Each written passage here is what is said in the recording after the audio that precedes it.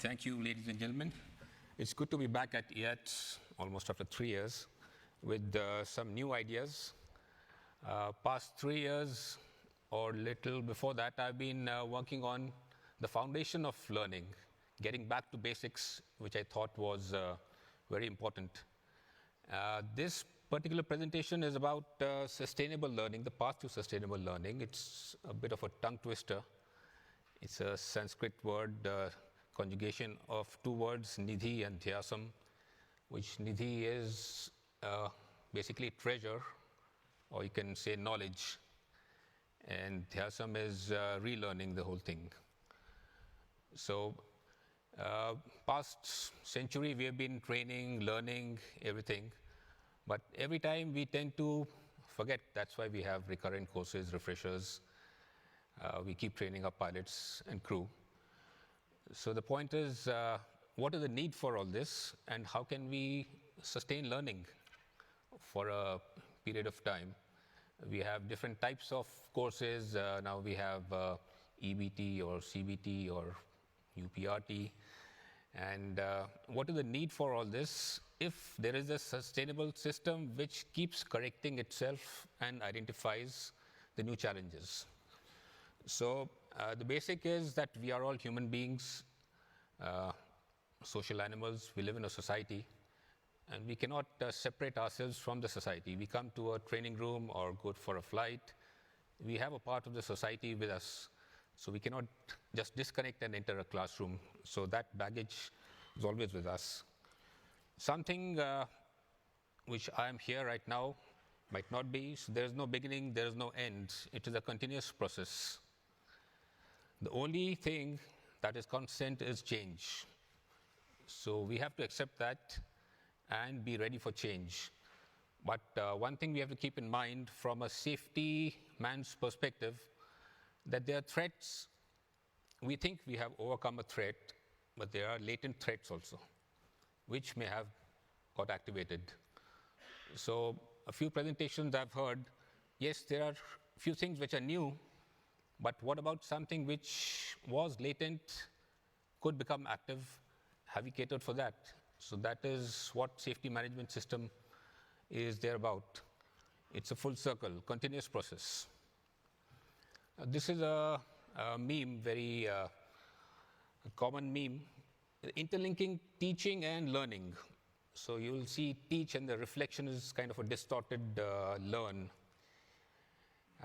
So to activate learning, there has to be a starting point, and it has to be teaching. Somebody has to initiate that, unless somebody is so motivated, self-motivated or self-driven, that they do it on their own. It's not impossible, but for a majority, something has to trigger that action. Now, when we learn, either we have an option of dedicated stream of learning. We choose which subject to pick up, which stream to pick, and then decide to learn. Or we look at holistic learning. For pilots specifically, we need to be good at flying. We need to know about the regulations. We need to know about ATC procedures, dispatchers, what's going in office, what's going on the roster. So we need to be kind of update our knowledge about everything. So holistic learning, one of the key strategies is the atrium. The atrium process helps you activate learning. Learning does not get activated in the classroom, like I said. It gets activated at home also, in the society. It can be cultural. So how do people learn? What do they do at home? So it has to begin with that. So different cultures, different societies have different forms of learning. Thinking doesn't just mean about thinking something, but it is deeper critical thinking, or a metacognition, thinking about thinking.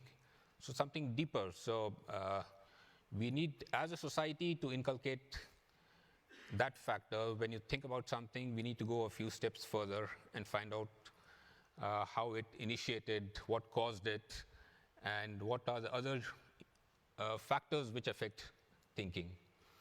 Relating to others, because we work in a society as a team, so Our learning cannot be singled out. We have to learn along with people.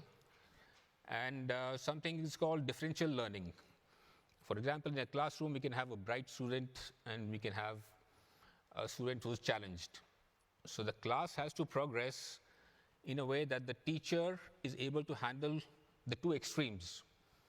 A person who is challenged will need more time to get to the basic minimum required.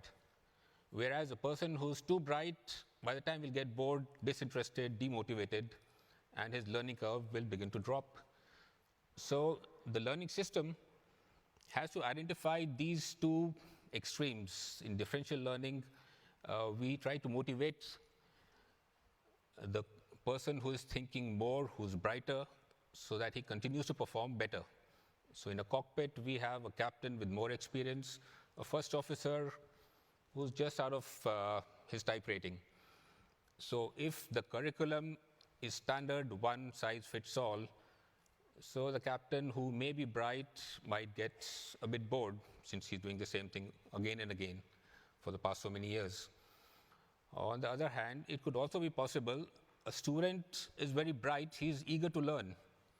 So he's not satisfied with what is there because he's already studied it, he knows what it is, he wants to do something more. So there has to be a means of identifying the motivation cause. If a person is motivated, we need to pep him up and bring him up. So that is a part of holistic learning. Use of technology and managing self, which means your behavior, your attitude, is a part of Atrium.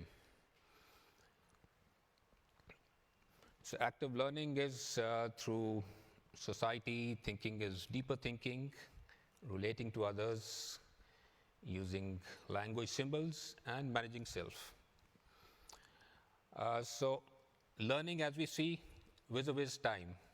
We have knowledge, and we see attrition in knowledge. Skills, erosion of skills that we very well know. Attitude changes over a period of time. Something which is very critical in KSA is attitude cannot be measured. It is measured indirectly. We measure the behavior, observable behavior, and try to get to the attitude which is the wrong way.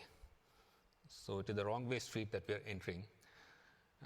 There are means of measuring attitude, identifying, but that is a very laborious process which I think the training society or the system does not want to get into.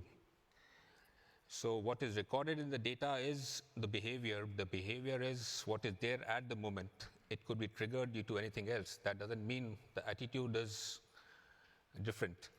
So the data which is being fed into the system is not so accurate, if I may say so.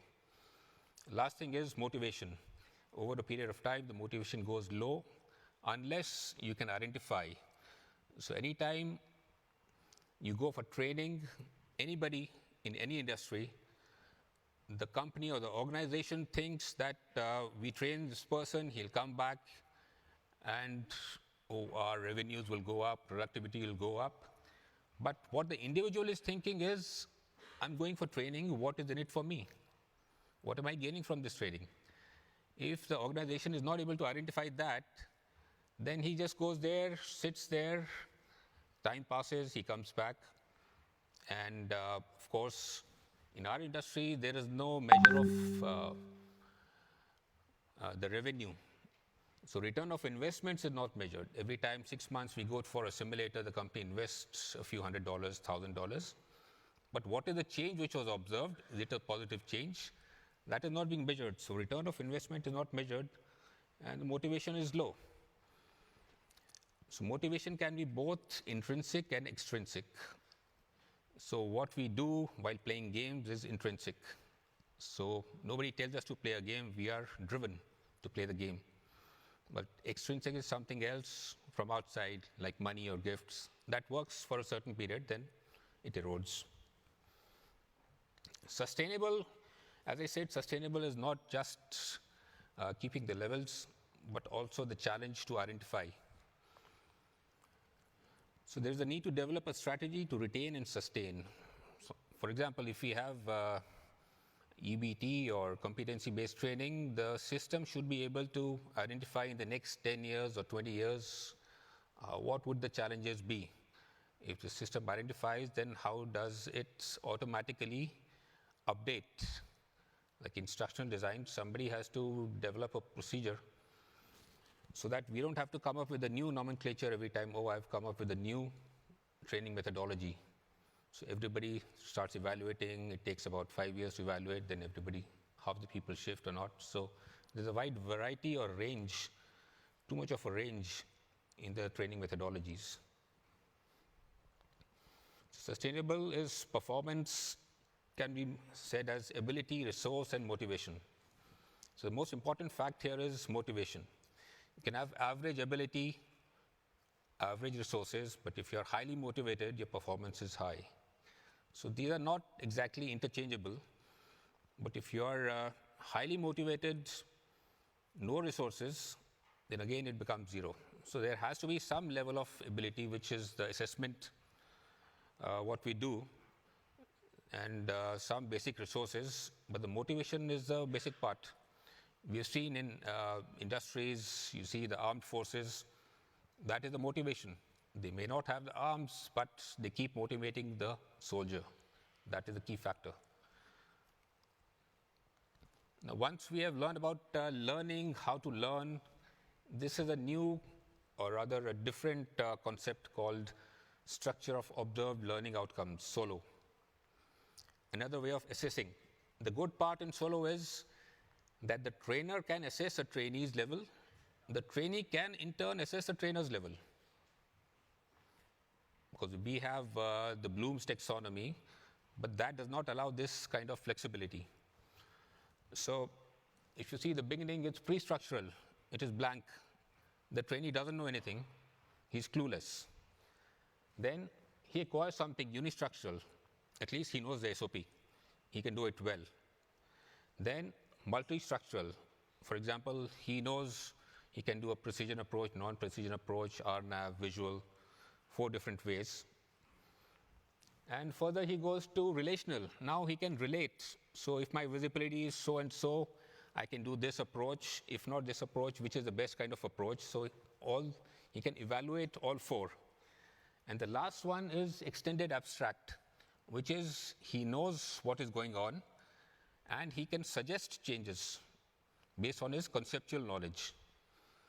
So if there is an abnormal, or if there's an emergency, he should be able to think out of the box with his knowledge, or he can deviate from an SOP because he has conceptual knowledge.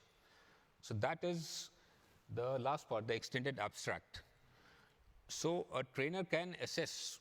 So right now we have limited styles of assessment, but that does not give us a full picture of what's happening in a few words. So if a trainee is assessed as, say, multi-structural, so automatically it gives a message that yes, he is proficient. So by the way, there is a difference between competent and proficient as per Dreyfus, which the industry uses interchangeably, which is incorrect. There are 5 levels. So competence is the basic minimum, wherein the level of crowdedness is reduced. He knows what to do. Further is proficient, wherein he understands the environment, and if there's a change in environment, he can handle. So if I'm doing an approach, suddenly there's a change in environment, winds change, visibility change, or something else, a human factor changes, I can still cope because I understand what's going on and how to process information, come up with a new solution. This is something new which you wouldn't have heard where the Nidhi Dyasam comes from. This is an age-old system of education in India, which goes about 1500 BC.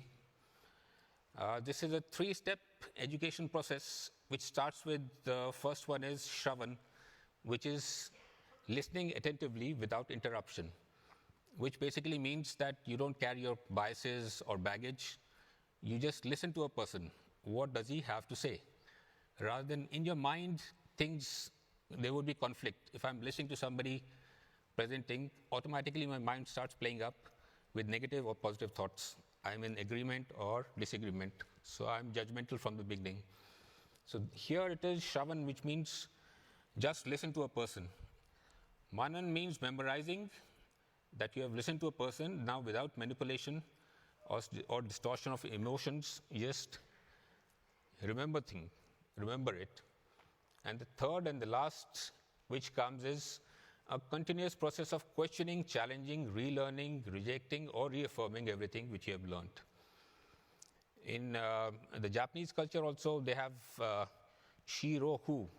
So you acquire knowledge, you break it up, then you assemble it as per your understanding. So that is again a different concept of education. So for sustainability, firstly, you have to have conceptual knowledge. Secondly, somebody has to give you a sort of rating that yes, you have learnt it. And thirdly, then you start going through one system and try to see what others do, like we all do. What is A-bus procedure, what is Boeing procedure, and then start challenging, why can't we do this? So that keeps the trainer and the training system also on the toes, and the person is thinking and he is motivated at all times. So the principle, the first two stages have fixed duration like any other learning or education. But the third is a continuous process. This prevents old habitual thought patterns from reasserting themselves and obscuring your existing knowledge with consciousness. So basically, you don't get stuck with one fixed idea. Either you challenge the system or challenge yourself, your thinking. Why am I doing this? What is good in it? Why can't I do it in any other way? So you're kind of self-motivating yourself. So motivation, as it has been studied, is probably the most important factor to improving learning. How do we know the learner is motivated? They ask questions. Let's see if you're all motivated after the end.